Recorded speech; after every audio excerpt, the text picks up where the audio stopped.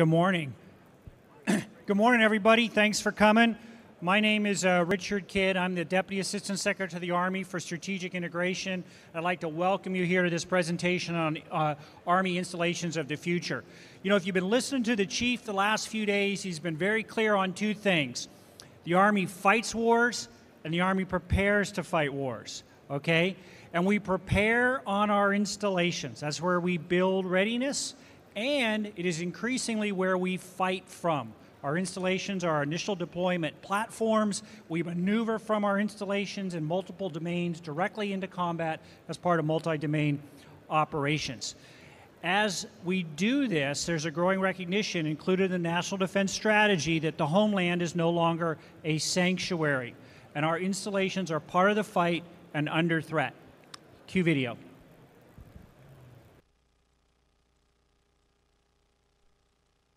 Installations are the initial maneuver platform of the Army. From outposts to forts to current-day installations, the home base of the Army has evolved over time and must continue to evolve in advance of an enemy who will leverage current and future means of attacks to hinder Army missions. Technology creates opportunities for the Army, but also opens up a new realm of vulnerabilities that must be guarded against. Installations are where soldiers live, raise families, train, generate combat power, and conduct warfighting missions.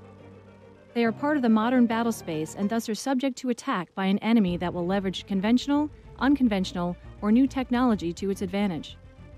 Emerging threats have changed the Army's operational environment. In response, the battle space has expanded. We need to reconsider how we view Army installations. They are part of the strategic support area that stretches from the homeland to initial point of entry. All right, if that video was going to continue, I'll talk you through a few of the vignettes it was going to show. All right? See how I can act on my feet. The video was going to show our installations under attack in cyberspace and in information warfare space. It's going to show the adversary monitoring the social media networks, not only of our soldiers, but of their families, and manipulating those networks to create friction in the mobilization and deployment actions. The video would show our key infrastructure, our cyber, our energy and water, under attack in cyberspace, and the video would have shown unique unconventional warfare direct attacks against our installations. So think of drones, smart drones trained with artificial intelligence that can target helicopters or communications networks on our installations, again, to prevent them from performing their warfighting function.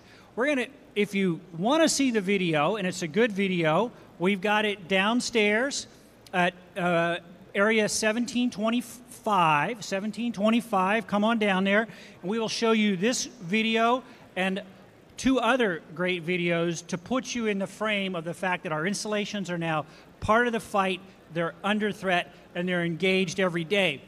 And the Army staff is dealing with this challenge, and no one on the Army staff is dealing with it more on a daily basis than Lieutenant General Gwen Bingham.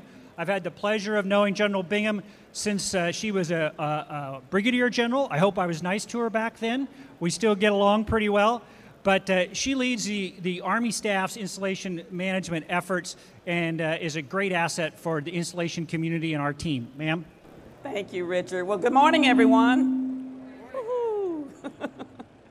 It's great to see everyone, and thank you all so much for spending a few moments with us this morning. We're absolutely excited to be here, and I think excitement is in the air. So who had the opportunity to start out day one with us and hear the Secretary of the Army's remarks? Who was here for that? Great. I would say excitement is in the air. All week, the Secretary of the Army has been talking about a renaissance. And so renaissance is a word that we are now taking upon and using that ourselves, because for sure installations are a big part of that renaissance, in that we too are changing the way that we are doing business and the way that we are posturing for the future.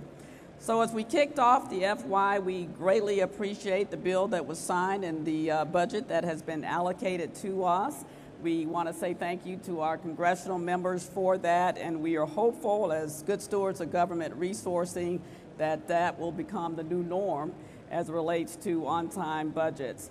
For sure, any and all things that we do are directly related and tied to soldier readiness, which equates to family readiness. I have the good fortune as the Assistant Chief of Staff for Installation Management to oversee all things that are related to our portfolio consisting of infrastructure, environment, energy, soldier and family programs for all of our installations worldwide, to the tune of about 156 Army installations across the globe, $17 billion. And so over the past few years, we've made great strides to improve things for our soldiers and our families where they live. That is a big area of focus for us right now, in that our housing areas, our barracks, we've made tremendous strides in that, and certainly that's been a great focus for us. Additionally, we are on a trajectory to improve our facility sustainment percentage. Right now, we're tracking at about 82% of our facility sustainment model. Over time, that will see itself to 90% in the year 2024. That's an absolute good thing. It's a great trajectory because with that increased funding stream, we will be able to continually improve our facilities and to begin to slow and arrest the degradation that we've seen over time. So all of that bodes only goodness for us, and it is a key focus area for myself and our Secretary, Mr. Jordan Gillis. On the reform front, we are continually assessing all of our programs and our services, our activities that we are providing for our soldiers, making sure that every dollar is spent on those activities and programs that are directly tied to soldier readiness, soldier lethality, and all of that, of course, is encompassing our family readiness. We want to use all of our precious resources to make sure they are going to all those systems and programs most needed. So the video, you saw parts of it. I'll tell you, the operating environment has changed, as Richard so aptly pointed out. We see ourselves evolving as a result of those threats that are out there and actually increasing day by day. So that is forcing us to think differently about the way that we are programming and planning for our installations of the future. So put it another way, our installations are no longer safe havens. They're currently constantly under attack, and particularly when you think about the element of cyber. So we have to plan for that and safeguard against it. So given that, to maintain our Army's competitive advantage, we want to continually embrace those changes that enhance our ability to train, to protect, and to project the force across the land. So as we think about installations of the future, we know that we must leverage technology because that's what's going to take us into that futuristic state so that we can continue to provide the world-class training facilities. We can provide the world-class maintenance facilities, organic industrial base, mobilization and power projection platforms. All of that is important to the way our Army trains, as Richard said, and prepares for war. We want to leverage artificial intelligence, big data analytics, smart cities technology, autonomous vehicles, and other innovations. So when I was a garrison commander, I had so many folks that would say, hey, then Colonel Bingham, we would love to have a bus route on, at the time, Fort Lee. And if you think about, and fast forward, that was 13 years ago, if you think about the use of autonomous vehicles and being able to pull up to a bus stop that is programmed to take you anywhere across an installation, it's safe, you won't have to worry about it, you won't have to worry about paying for it per se, and being able to get to your next point of destination. That technology we already know exists, and so we want to leverage that technology on our smart cities or inside of our futuristic installations. So what exactly would an installation of the future look like? So I say, don't ask me because I'm year group 81, old person. Let's ask the folks who will be most closely aligned to using our installations of the future, and that would be our millennials and our post-millennials. So we partnered with TRADOC Commander had the opportunity to visit all of the centers of excellence across TRADOC and actually talk to young millennials. Some of their spouses talked to us, young people who said, here's what we think that we would want in our installations of the future. So we taped several of those vignettes, and now I'd like to play those back to you, or for you, so that you can hear what the millennials have to say about installations of the future. We'll roll the vignettes, and hopefully these work. Hi, I'm an Army civilian as well as an Army spouse, and on installations in the future, I would like to see us use hologram technology or FaceTime technology to be able to service our service members and our family members more efficiently. I should be able to just, at a click of a mouse, come into the room upon request and teach an Army family team building class, or give a brief to a room of soldiers who need it immediately.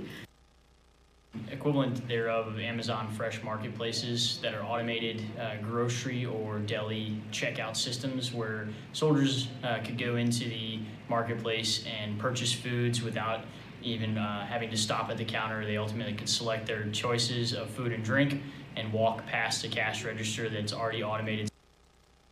Right. I'm an Army spouse, and on the installations of the future, I would like to see the usage of drones, like dropping off my prescriptions or even my groceries. Future Army installations is saving money with energy costs via all our smart systems that we have now. So everything from lighting and AC and heat control to security systems can now all be controlled by one panel via Wi-Fi, and that's what you see in smart homes today. It saves energy because the system can monitor itself. What did you think? How about that virtual checkout? Wouldn't that be cool? I really like that. You heard them talk about the use of holograms and drones. Can we get there? Who says yes? All right, roll tide. So I knew I would get something out of that. So we want to continue to prioritize our senior leader priorities, which of course are readiness, modernization, and reform, with an ever mindset of taking care of our soldiers, our civilians, and families around the globe as we continue to train, to mobilize, and to deploy our forces anywhere around the world. I think when we talk about our installations of the future, one of the things that really strikes me as an initiative that we've started so many years ago, and it's simply partnerships. We are doing so many things with corporate America, with our academia partners and leaders outside of our gates, so much so that over the last, I'd say, 5 years, we've been able to save about $38 million in those partnerships. So at every opportunity, we want to continue with those partnerships, even when we think about installations of the future, because I believe that will continue to drive us to efficiencies that we want to see ourselves. And I would often find myself saying, as a garrison commander or a senior commander, a couple times these words: there's absolutely nothing we do inside our gates without the full support and partnerships of all of those entities outside our gates. That's all of you sitting here as our industry partners, our academia partners, and our local, state, federal, corporate partners and community leaders out there. And I think that will continue yet into the future. One thing is for sure, though, the men and women who serve our military, the soldiers who are on point every day for this nation in places all around the globe, I don't think they will ever be replaced by any type of a robot or anything like that. We will enhance their capability on the war grounds, wherever they may be deployed, but we believe that we've got the greatest fighting force on the planet. And with that, it's my privilege to conclude my remarks and introduce you now to the Assistant Secretary for Installations, Energy, and Environment, Mr. Jordan Gillis. Jordan?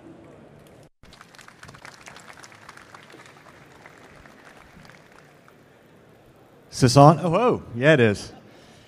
Well, thanks. This is a very pleasant surprise. It's a privilege to be able to address you this morning. Good morning. It's been a great couple days. I think you, like me, have had a chance to hear from a lot of Army senior leaders. So my guidance is, if anything I says contradicts what they've said, go with what they've said, and then circle back with me later. So what I'd what I'd like to share with you is a little bit about how we're changing the way we're thinking about installations. And this includes a video, which is your reward for suffering through listening to me talk. So I'll try to hurry and get there quickly.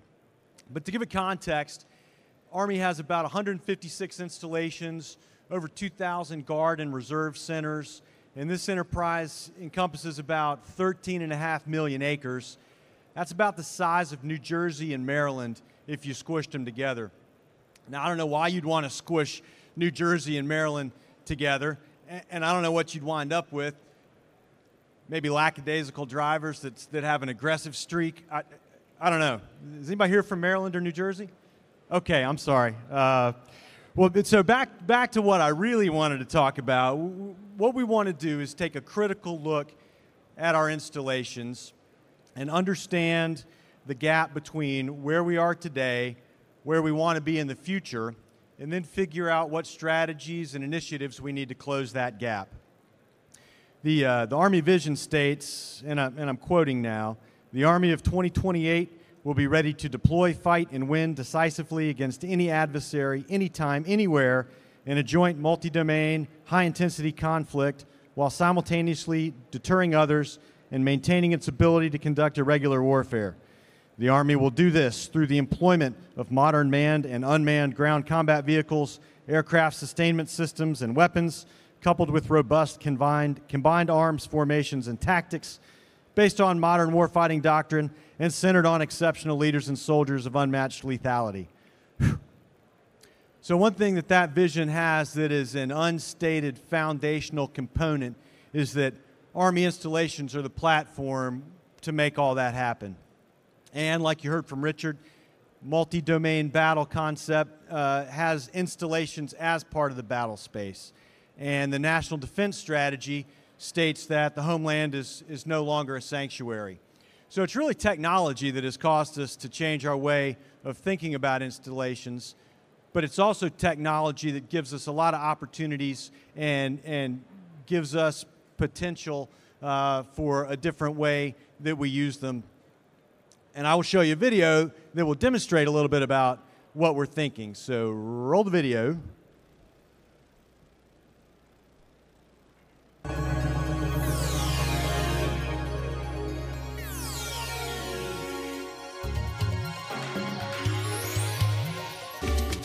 Technology is driving tremendous change throughout Department of Defense installations and cities worldwide. Future capabilities that optimize combinations of artificial intelligence, sensors, and deep analytics will give Army garrison commanders new tools to detect, consider, and react to conditions almost instantaneously. Let's jump ahead to the year 2040 and imagine a morning in the life of an Army garrison commander. Sari, how is our day looking? Weather is clear and 70 degrees. No CCIR to report. All services operational. ThreatCon is at Bravo. 2 new Alaraks have arrived and no reported blotters. Sari, what's my schedule look like? You have an 0800 threat brief with DPTMS, an 0900 budget discussion on obligation variance with your resource manager, a 1000 walkthrough with the new obstacle course, and a 1200 working lunch with your deputy. Good. We are expecting 3 dignitaries on post today. Great. Alert me when the dignitaries pass through security. Yes, Colonel. In regards to lunch, would you prefer the garden salad or the steamed vegetables? I would prefer a cheeseburger and fries. Reminder, you have a formal dinner at the Governor's Mansion this evening. Your biometrics reader and daily caloric expenditure predictor is indicating you will want to consider the salad in anticipation of that dinner. Fine, Sari. Salad it is. Good morning, Captain. Do you have anything to report? Good morning, Colonel. Alpha Unit was scheduled to train on Range 2 Whiskey today. We rescheduled them to Range 4 Yankee due to risk of grass fires with dry conditions and high winds. Sari, what action have you taken? I have already notified the brigade and battalion commanders, the sergeants major, and each of the company commanders and first sergeants. Sari, how are we doing on energy usage? All acceptable, Colonel. Barracks energy is starting to creep up, and I've already recalibrated controls to adjust energy usage during the duty day when the troops are in training. Due to the extreme heat, We are anticipating a higher than average cooling load.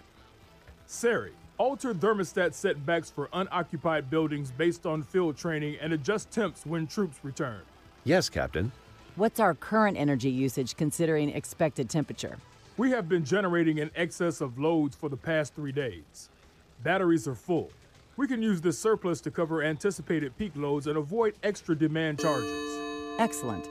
Ma'am, I'm detecting a spike in the Cyber Command Center. Checking now. Anything to be concerned about? Negative. Not according to the cyber analytics. It appears to be a relatively low-level denial-of-service attack coming out of Central Asia, keeping the servers busy. External sensors across our regional network are not detecting any unusual activity. Ma'am, you have an incoming call from the Senior Commander's office. Connect us, Sari. Good morning, General Rodriguez. Good morning, Shelley. Since the Chief of Staff is visiting next week, I'd like to do a virtual dry run later today. Can we make that happen? Yes, sir, General. I will see you at your office later today. Sari, I need you to modify my schedule. I've already notified your Director of Operations and HR. Holograms are queued up for your joint review and discussion with them in 23 minutes. Your remaining schedule is being adjusted now for the Senior Commander's dry run. Excellent. Colonel, you have an incoming call from your Director of Public Works. Okay. Sari, connect us. Good morning. I wanted to give you a good news item. Great, Bob. What is it? Well, ma'am, Sari discovered a low flow in an HVAC unit, indicating a fault with a one-way check valve. A maintenance bot isolated the fault, printed a replacement part, and droned it out to the building, where it linked up with a mechanic who installed it with no downtime. So, what did that save us, Sari? Identifying the failure before it happened saved the loss of a $102,362.23 piece of equipment and up to 2 weeks downtime. Great news, Bob. Talk to you later. Okay, Captain. Let's make sure we're prepped for the Chief's visit. Hope those holograms are ready to roll. Roger that, ma'am.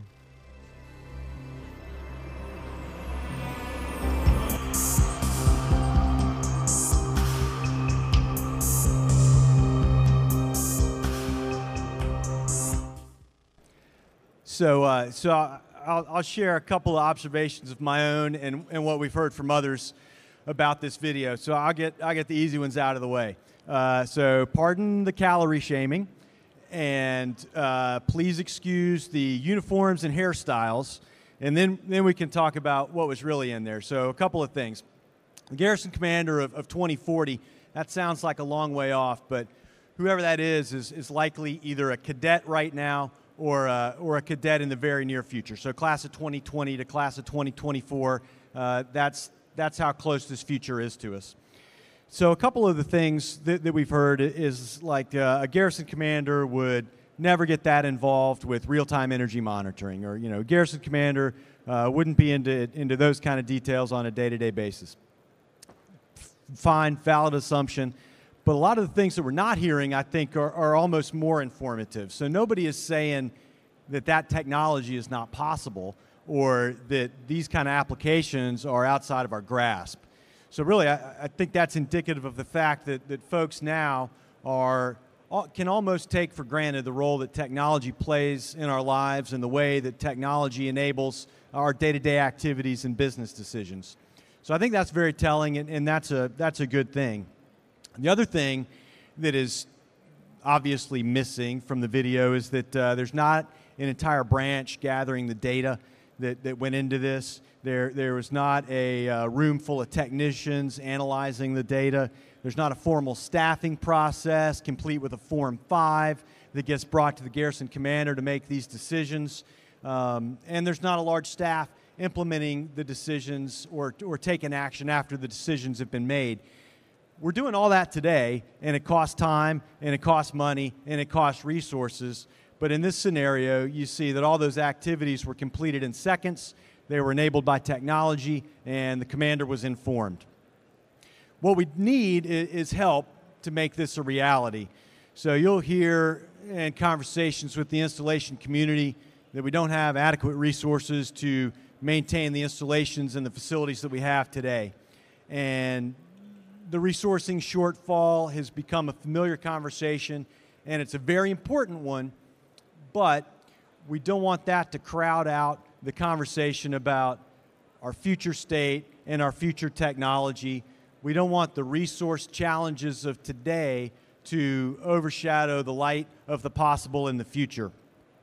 So instead, we need to have a different discussion, and that is, how can we use technology to support readiness, modernize installations, and reduce costs? We need to figure out how to strategically implement technology to increase lethality and security while reducing the demand for resources. So there's no denying the world is on the cusp of technology applications that will fundamentally change our lives, the way we do business, the way we work. Industry's taking note and is investing. Universities are exploring. Cities are investing and implementing smart city technology. And I'll tell you that by our unique nature and our missions, the Army is perfectly suited to leverage these same technologies and these same innovations. Our installations are the perfect ecosystems to adapt technology and to set the standards across the board.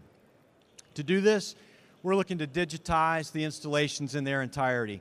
Everything from stuff you saw in the video, like facility operations, building occupancy experiences, advanced safety, frictionless security, community experiences. That's all within our grasp. So imagine a soldier and their family moving from community to another community where they're already recognized, they are already registered and engaged, ready to work on the first day. All their settings carry over from one place to another, minimizes stress, reduces downtime. Kids are already registered in school, engaged in their familiar extracurricular activities.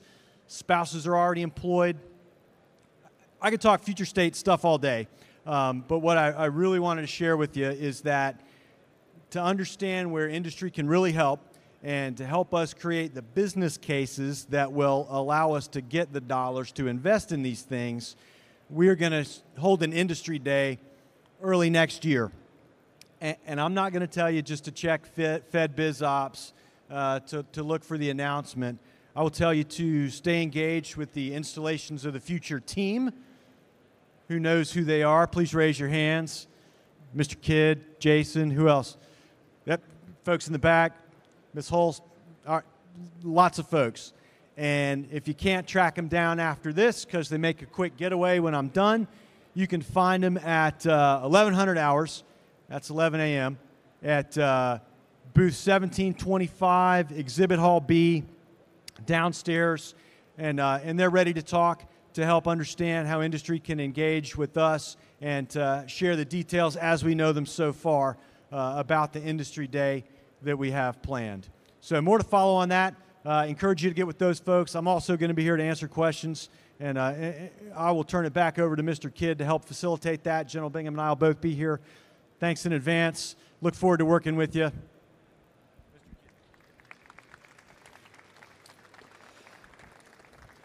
Thanks, sir. Thanks, ma'am. Appreciate that. So I've watched that video, I don't know, 10 times, and every time I watch it, I see something new. I encourage you to go back, and there's lots of little things in there, like when her car drove in the gate, it went through the frictionless entry, and there were these little squares on the roadway. That was checking the axle weight, the electromagnetic spectrum, and other things on the vehicle. So there's a lot in that video to take a look at besides the really cool uniforms, which we're going to ship to Army Futures Command right behind us. So we've got about 15 minutes for questions. Please identify yourself, who you work for, what your question is. Try not to defend your PhD dissertation, and ask who you want to answer the question. All right? First questions. Jeff Prosch, why don't you ask a question? Well, thank you very much, Secretary Kidd. Thank you for the presentation. I'd like to know, what do you see the futures of energy savings performance contracts for the Army and the DoD team? Mr. Gillis. We got lots of friends in the audience. Well, so I think the Army has made great use of ESPCs over the last, well, they predate me, so over the last 10 years at least. And, you know, I think that alternative finance mechanisms like ESPCs are going to be essential for us to bring installations into the future. You not only so that we can make the dollars available for the kind of future-focused investments that we need, but also so that we can be good stewards of the taxpayer dollars that we have today. And so ESPCs help us garner savings that show that we take our stewardship seriously. So I'm a big believer in ESPCs. Okay. Any more questions? I know about half of you, so you better hope someone asks a question, because I'm just gonna come out there with the microphone and put you on the spot. Is there anything over here? All right. I just wanted to ask. And you are from? Dennis Ginley from Drone Shield. Just top 3 priorities for the near term that kind of help bridge from today to getting where the futures are. Top 3, I got this. Top 3 technology. I'm not sure that we have worked our way through the priorities for technology. I think there's utility in all of what we spoke to earlier, artificial intelligence, autonomous vehicles, big data analytics. There is a use for all of those today. And so the video really did a great job, I think, of capturing some of the utility in all of those. And so what we want to do, and Jordan mentioned with the industry day next year, we are looking at finding out kind of what industry is doing and seeing from that scope, being able to look at how we might prioritize that in a pilot in a futuristic time period. It's a great question.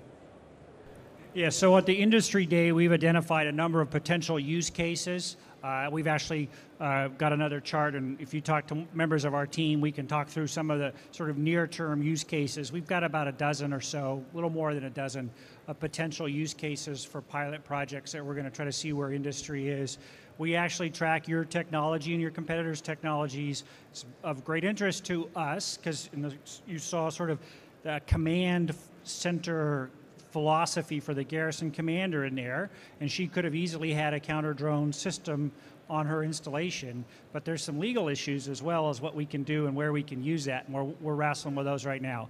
All right, any more questions? Tim Hill. General Bingham, Mr. Gillis, thank you for putting this forum on. Just wanted to know what you see right now are the greatest gaps in trying to get from where you are today to what you're trying to focus towards.